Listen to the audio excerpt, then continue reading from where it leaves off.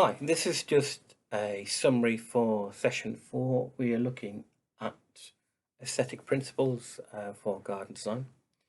Um, One of the keystones for things like that is colour. Now, the best way to understand how colours work is to look at something called a colour wheel, which is what people, anybody from a paint and decorator to a flower arranger uses them.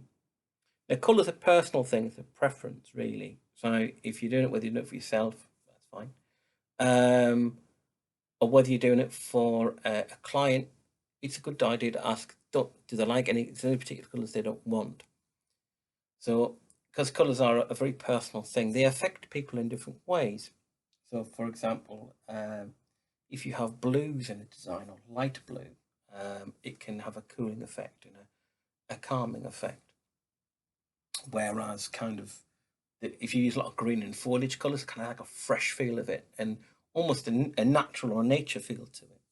And if you look for reds and pinks and the violets and purples, it's kind of vivid. If you want to make a statement, it's kind of, where are we here? That's the kind of thing you could use. Now, of course, to pick those out to make them even more vivid, you would use what's called complementary colors, and they provide an accent to each other. Case in point, anything opposite on a color wheel will give you what's called an accent. It will give it just a little bit of a tweak, kind of like putting salt on chips, just kind of a little bit. So, for example, a classic one really is orange and blue, like purpley blue, like violet. So, if you say, for example, next time you look at a bedding scheme, and if you've got lobelia next to the French marigolds, which are orange, it works really well to pick each other up. I myself, when I've done herb gardens, I tend to put things like golden marjoram and golden oreganos next to the lavenders. You got a really violet blue and it picks up the gold, and it just seems to, they seem to help each other. So colours have the potential to kind of make or break a design if you're not careful. Although to be fair, you could with all colours. Say for example, if you're doing like a herbaceous border, I think that looks great. All different colours it's kind of a Gertrude Jekyll. Look her up. She's a Victorian gardener, pioneer of her time, and she advocated that kind of naturalistic feel. But colour schemes again, if you wish to use them, you just got to understand it, which is where your colour wheel comes in. Okay, so you have to be careful with some of the colours because, like I said, they can calm you or they can slow things down. But the main thing I use colours for is to light a design. Now, what I mean by that is if you have a design which is used predominantly twilight or at night, um, then it's going to need something to pick the design up. So during the daytime, yeah, it looks fantastic in the different colours, and you might have vibrant reds in there and blues and things, and just it looks fantastic and uplifting. But as the light goes down, then it changes in colour, and you need to work on how to bring them colours out. That's where your accent planting will help, but also by using just a smattering, just a little bit of white flowering or bright yellow, like a lemon yellow. Case in point, really, for me, one of my favourite plants that does that naturally is evening primrose. So when we're walking down the hedgerows at night, you see these odd plants. You can see them a long way off, and you'd think the flower's got like a miniature high-vis jacket on. You can just see it. Now, so that's a double-edged sword. So you don't want too many in there because if you've got too many whites and too many yellows and things, they bleed the colour out during the day, and they just too much. But you just want odd bits and bobs. Think of it like a spotlight, every now and again, just to kind of pick it up, and it does make a difference, especially if you've got a lot of foliage plants in there. You want to put a little bit of colour in there. So it's called luminosity is its posh term. So when you're looking at putting plants in, look for simply just some, maybe a bit of white in there, a bit of yellow, or something just to pick it up. And it wants to be a shade of it, like a pastel shade. I always think pastel shades work well like that. So I would strongly advise you to look at how colour wheels work and to see how the colours can interact with each other. Okay, and just see. Okay, so I'll move that out of the way. So the next thing we're looking at, when you look at a particular principle of it, is what's called transparency. Now, I hope this will work because I just needed to show you this. If I can get it. Right. So I can't go outside with different shrubs and because it's raining. So this is my little model I can show you. Okay. Now most shrub borders, most people, when I see them, they look tiered. They come up like that. Okay. So if you see there, you see it just comes up as a. But if you're not careful, it can just look a bit. Somebody once said to me, "Oh, it looks a bit wedding cakey, Michael." Yeah, it can do that. But to really give an added depth, what you need to do is, if that's the front of the border there, it's too easy to put just short stuff and coming up like that. Also looks a bit boring. And what can happen is, when we used to do a lot of design work at the shows, if you did that, that was the kiss of death. The judges used to quite like it because they could see all your plants, but the public wouldn't, because you wouldn't really be drawn down there. You're not looking. You can see everything at a glance. Oh yeah, there's all the plants. Thank you. Next. So what we do, I didn't realise what the thing had a name at the time. Was what we used to do was we plant stuff purposely at the front of the beds, but you could still see or kind of see the plants behind it. Okay, so you could kind of see through, but you're looking and you're not quite seeing. So what you'd have to do then is you'd have to walk down the design and then look, and then you could see it. You'd walk around it. So by having plants which are got a transparent quality about them, so you look through them, you're then getting people to look at your design with a lot more patience, a lot more time. So as you can see, so that your bed there, they're going to have to walk around to enjoy this plant here. So if you're clever, you can create little kind of surprises along your design. So by putting a few little transparent plants you can see through.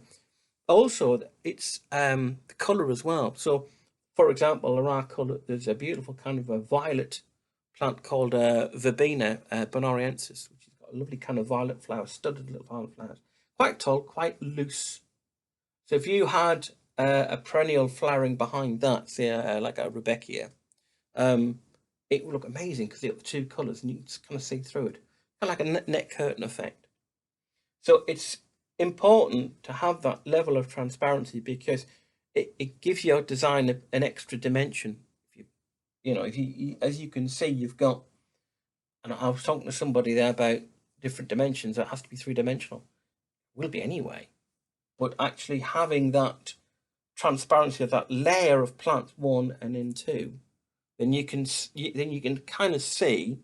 So if you have got that dimension there, even if you've got more transparency, if you've got plants in front of this one, you can just about, I can't quite see. So you're going to be looking round to see. So you're getting essentially more bang for your buck, really, by actually looking at the way the depth takes the design. It does add an extra dimension to it. Okay. So if you're at the stage now where you're looking to put plants in, so I've now got my plant list all put together. So what I've done is I went through my my basic design, which I splodged a few plants on last week. So now I'm putting names to faces. So for example, where I said, well, I might put lupins there. Well, I've got a lupin on there, and one I've picked is one called chatelaine. And the chatelaine is a kind of pink one with a little hint of white. Now, obviously, this young lady works for a living, so she might not get in that garden till gone 6 o'clock by the time she's done her stuff, and she tootles down there with her gin. So a lot of these plants here are kind of pastel coloured with little bits of white, a little bits of yellow in, just to kind of pick things up a bit, you see, with odd hints of colour. So when I've got my plan here, so I've got a herb wheel here. So what I would essentially do there is I've picked a really darker lavender hidcote, which is like a dark violet, and that'll be picked up right next to it with an orange pot marigold. See, so yeah, and next to the lavender on the other side, you've got some golden oregano. So you've got the lovely yellows and golds, and behind the rosemary, and the rosemary will be there behind the lavender, and it'll just all work well together. So I'm now checking my design platform, which I did, which has got my sort of groups of plants on, and now I can start fixing the colours that I'd like. You might not need to. You might think, oh, well, I'm happy with the way it is. Okay, but I can double check with this particular list, and this is where your plant list comes in real handy, because if you do an accurate plant list with all of the information on, so I've got on here, I've got what it is, okay, and the number that corresponds to it on the design. I've got the height and the spread, interest of it, and above all, where the information came from.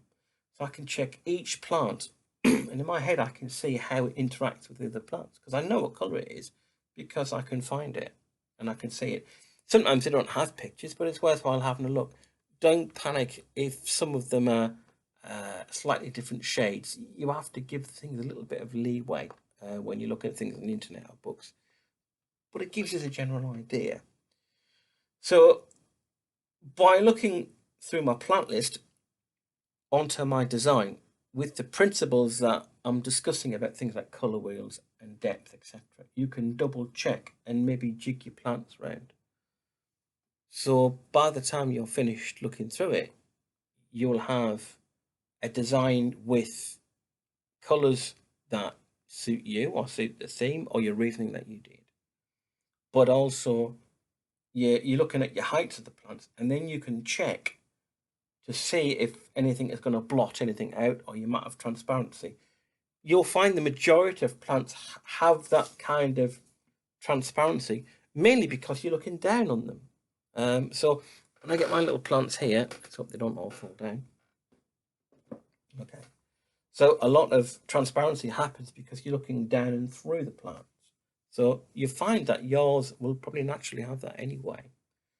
So really, this session is just about, like I said, looking at the finer points of the design. What you may not need it if it's for yourself, but it's good to consider when you start looking at colour and you're looking at the transparency and how it all works together. Okay, so consider these things when you look at your colours. Consider these things when you look at your plants. All right, not everybody will see those principles, but the bottom dollar is, if it's your garden, you're going to look at that thing every day, and if you're not happy with that design, it won't sit well with you, and it'll frustrate you. So you just got to look at it. But the most important principle I'll tell people, and I'll leave you with this, is you must know when to leave it alone. So when you've got the design, I'm happy with that, leave it. I don't care if you snap your pencil in two, don't go back to it, because very often as you keep tinkering with it, it will lose its sting. If you're not sure whether a design or whether something looks nice, show it to someone else. Okay, show it to your friends, or show it to your partner, show it to someone who would appreciate it, not necessarily a gardener. So to see what they think, and you know what, you'll be surprised at how good a job that you've done, even though you think you haven't, because you've looked at it all the time. Okay, so that's the best way to do it. So you get a point where you think, oh, I think that's about right there, but just take it and have a look at it. If in doubt, let me have a look at it, but please just leave it alone when it's done, so then you can have a look at it properly and stand back and get a perspective. Okay, so that's just a summary of the session. Please look at the colours and the colour wheels, and please look at the this particular video and my presentation on the Google Drive in your classroom. Okay, so thank you.